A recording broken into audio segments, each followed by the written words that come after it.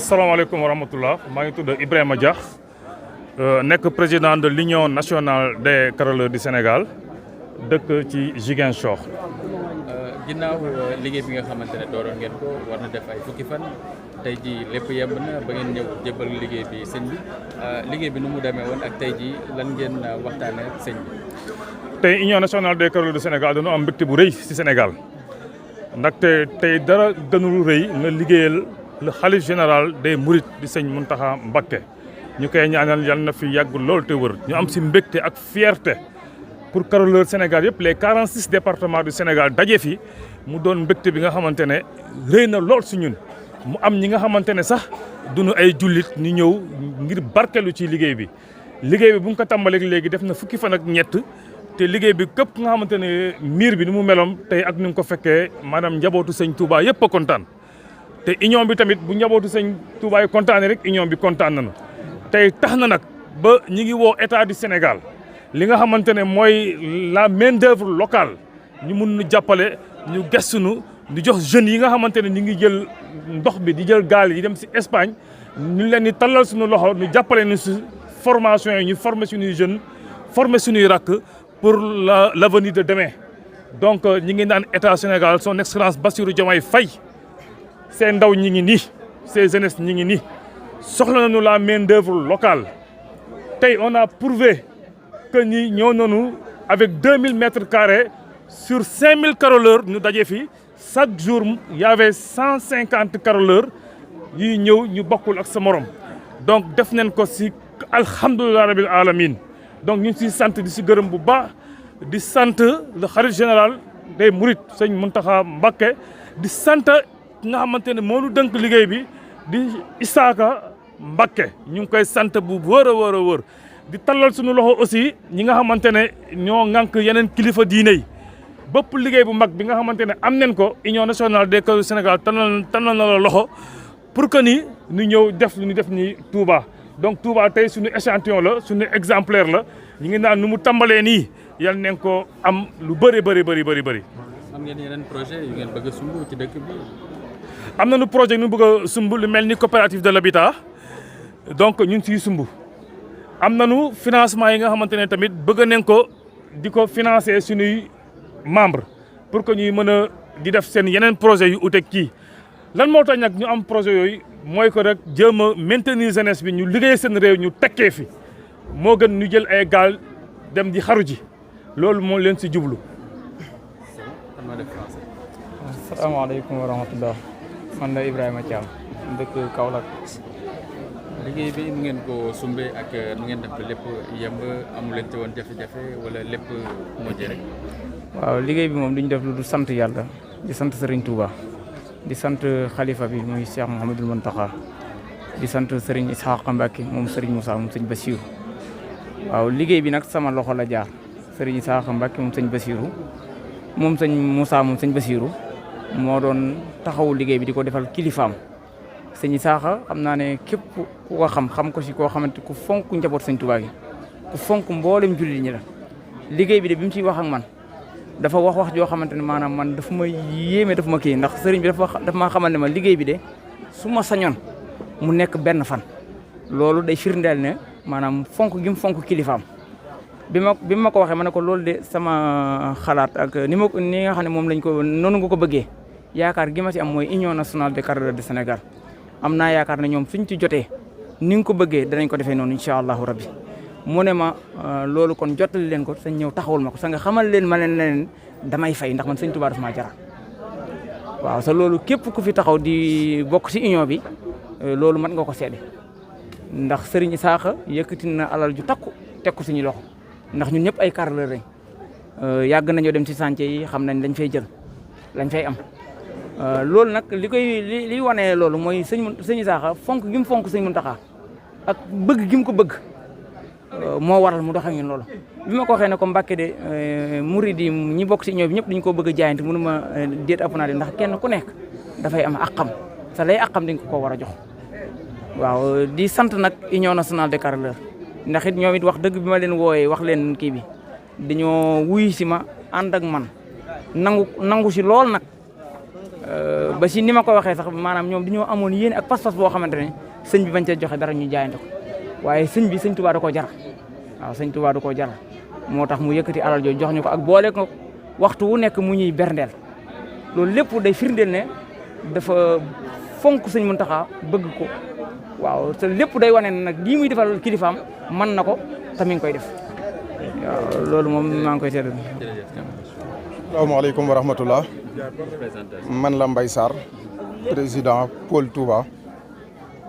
dalal lan gan ñi nga xamante ni jóge nañ fépp ci Sénégal ñëw wuy si woon. dalaloon gan yi yomboon na wala liggéey sëñ Touba jafe-jafe moom mën na si ko cee gis. waaw liggéey sëñ Touba de amul jafe-jafe dalal gan ñi it fii ci Touba yomb na fi ndax min nañ ko tàmm nañ ko xam nañ ko moo tax ba dara jafewu ci liggéey sëñ Touba nag nekk na loo xamante ni liggéey la boo xamante ni mbégte la ak i xéewal yoo xamante ni day daw di jëm si ci sa kaw loolu tax ba lépp loo xamante ni metti na ci woon itam dañ koy jël rek def ko mbégte moom lépp loo xamante ni jànkonte nañ ko fi it xéwal la goo xamante ni rek day wàccaat aw yiw di wàcc ci suñ kaw di sant nag ñëpp ñoo xamante ni ñëwoon nañ fi ci turu Union nationale des carreleurs waaye nag rawatina Pôle Touba ndax pôle boobu la ñu jiite cant gi nga xamante ni moo jëm ci union bi dama koy bàyyeeg président Dia waaye ñi nga xamante ni ñoo ne bokk Pôle Touba vraiment sant naa leen gërëm naa leen ameel naa leen itam jukkal goo xamante ni xamuma fu ma ko mën a tibbee ci sama xol ba mu yegg ci ñoom ndax mën naa ne liggéey bi ba mu tàmbalee ba tey ñëpp a ngi fi waaye ñoom dawuñu yokkatuñu te xam naa ne bu fekkente ne lu ñuy blanché la bu dee 80% yi mën nañ ne ñoom ñoo ko jaayante ñoo ko jéngu liggéey ko ndax bari woon nañ fi lool te mosu ñoo dellu ginnaaw kon ñooñu nag amel nañ leen ak cant goo xamante ni cant gu rëy la ndax na ma ko waxee woon ca formation ba man leen bu Touba defee formation ba bàyyi kuy defati formation di nga ko xalaataat waaye képp koo xamante ne gagnéti nga marché itam bala nga ko liggéey di nga xalaataat ndax nii waa Touba takkoo du ma ne am na fenn de waaye pour nga dem fenn gis ko fa dina jafe lool.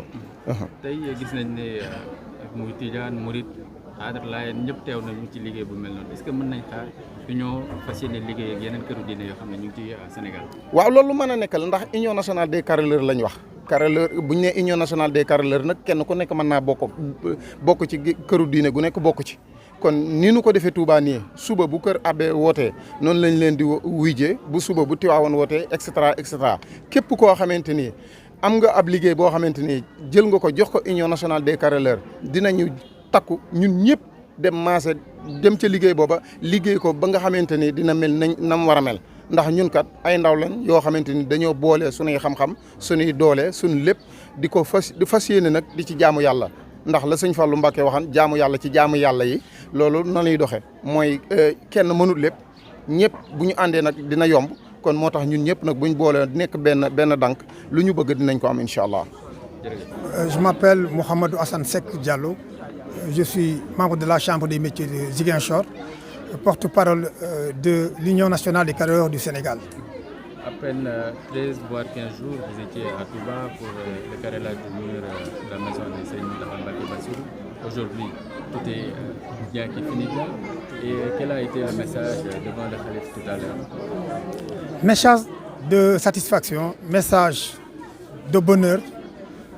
C'est un grand honneur pour nous de parler au nom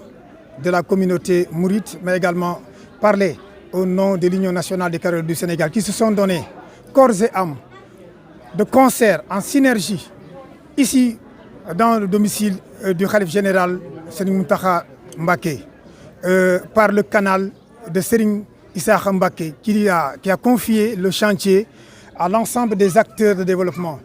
surtout le pôle de Touba qui a œuvré et qui a invité les acteurs qui sont autour du carrelage de venir répondre à l'appel du Khalife général. Et le message que vous donnez à l'endroit des autorités, apparemment beaucoup de jeunes sont avec vous, mais assez souvent la formation ne suit pas. Voilà, c'est une occasion pour nous, en Aubaine, parce que, comme vous l'avez constaté par vous-même, le Khalife a lancé le signal. Je pense qu'en livrant ce chantier à l'Union nationale des carreleurs du Sénégal, qui sont venus de toutes les régions du Sénégal, de 46 départements, pour venir donc montrer leur savoir-faire, montrer leur expertise, veut dire par ailleurs qu'il faut lutter contre l'immigration clandestine Il faut éveiller les consciences, il faut lutter contre les agressions, il faut lutter contre la mendicité qui est en train de dominer notre territoire. Je veux dire par là que le Khalife, au-delà du signal qu'il a lancé, invite tous les Sénégalais, tous les patriotes, tous ceux qui sont entrepreneurs, tous ceux qui sont bailleurs, d'investir et de donner le modèle qui est fait à Touba par le canal du pôle de Touba à travers le président Mbaye Sarr. Les jeunes, la formation? Les formations sont en cours. Il y a des formations qui ont déjà été faites par l'Union nationale des carrières du Sénégal au siège de Diamniadio. Nous lançons également d'autres, nous projetons pour d'autres formations modulaires que nous allons livrer non seulement aux petits talibés, mais également à l'ensemble des acteurs qui sont déjà présents sur le chantier. Comme vous l'avez déjà compris, qu'il y a des différentes ethnies, des différentes religions qui se sont présentées à Touba. Ça, c'est un symbole. Et tout le monde est venu donc donner le modèle. Nous allons continuer davantage à soutenir l'initiative du chef de l'État, son Excellence le Président Bassirou Diomaye Faye, soutenir ces projets à travers l'image que nous a montré le Khalife général des Mourides, Serigne Mountakha Mbacké. D'accord, donc de soutenir, vous lui demandez de soutenir davantage les jeunes pour ne serait-ce qu'ils restent au pays. Il l'a déjà fait et il l'avait déjà fait. Je vous avoue que quand on est à Touba, on se sent entièrement au Sénégal. On se sent entièrement en Afrique. C'est à Touba qu'on lance les premiers modèles. C'est à Touba qu'on lance les signes de fraternité, de solidarité, de cohérence, de cohésion. Et les carreleurs en ont bénéficié. Vous avez assisté à la bénédiction du Serigne et tout le monde était là pour au moins glorifier ce que nous avons pris en main. Maintenant, c'est à nous de les partager. C'est un message fort que nous allons continuer à vulgariser à travers le Sénégal entier, faire de sorte que les jeunes, les plus jeunes bénéficient de formations professionnelles, mais que ça passe par le canal des carreleurs du Sénégal. Merci beaucoup. Merci. Ok, je m'appelle Mamadou Ndiaye, comme mon nom Ndiaye le serviteur. Nous rendons grâce à Dieu, nous prions sur son prophète Mohammed sallallahu alayhi wa sallam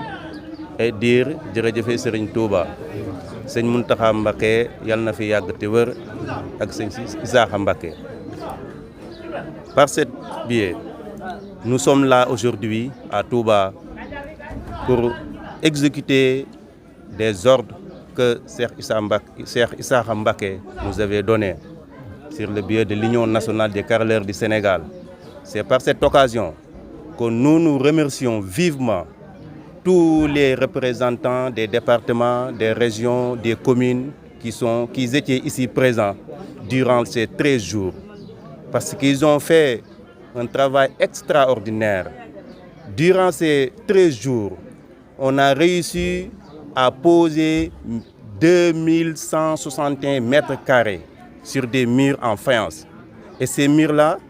avaient de l'enduit, on les a décapités puis recarrelés dans un bref délai. Donc ça veut dire que nous lançons un appel fort à toutes les entreprises du Sénégal. Quiconque qui a de grands marchés ou de grands projets en carrelage, l'Union nationale lui tend la main et lui dire qu'on peut réaliser toutes ces choses-là dans un bref délai. Je l'avais dit une fois, j'avais concerté avec un bailleur, je lui avais dit, tu as un immeuble de R+15, on peut te délivrer ça dans 1 mois. Parce qu'on a les ressources humaines derrière nous, c'est l'ensemble des carreleurs du Sénégal, plus particulièrement dans toutes les régions. Et c'est pour cela que nous tous, nous sentons que le niveau du baisse de la main-d'œuvre du Sénégal. Et c'est par ce biais que l'Union nationale a procédé à essayer de relever le niveau pour revaloriser le carrelage, pour que toutes les personnes puissent avoir de l'espoir et rester dans ce pays pour gagner leur dû. C'est à ce moment que le dernier message que je vais lancer, c'est plus particulièrement aux grandes entreprises qui sont là. Au lieu d'octroyer ces marchés à des étrangers, on est là. La preuve est là, c'est que de venir particulièrement vérifier ce qui a été fait ici dans ce chantier sur un bref délai. Donc nous les lançons un appel que l'union est là et il peut réaliser ça dans une courte durée. Donc à ce que l'union aille un peu partout dans le Sénégal, dans les autres contrées. Bien sûr, l'union nationale est partout au Sénégal parce que nous avons des membres dans les 46 départements. Chaque département, on en a des membres. Donc, quiconque, là où tu peux être, de Dakar à Matam, de Saint-Louis à Ziguinchor, une fois qu'on nous appelle, on sera présent le plus rapidement possible parce qu'on a un représentant qui est dans cette localité. Donc, c'est le message qu'on lance à tout le monde, même les d'autres maisons, les foyers qui sont comme la Tidjania, la Khadria et toute personne d'autres, même les autres qui sont dans d'autres communautés hors musulmanes, nous les attendons pour qu'on puisse exécuter ce que nous voulons au niveau du Sénégal. Merci beaucoup. Ok, merci beaucoup. Merci.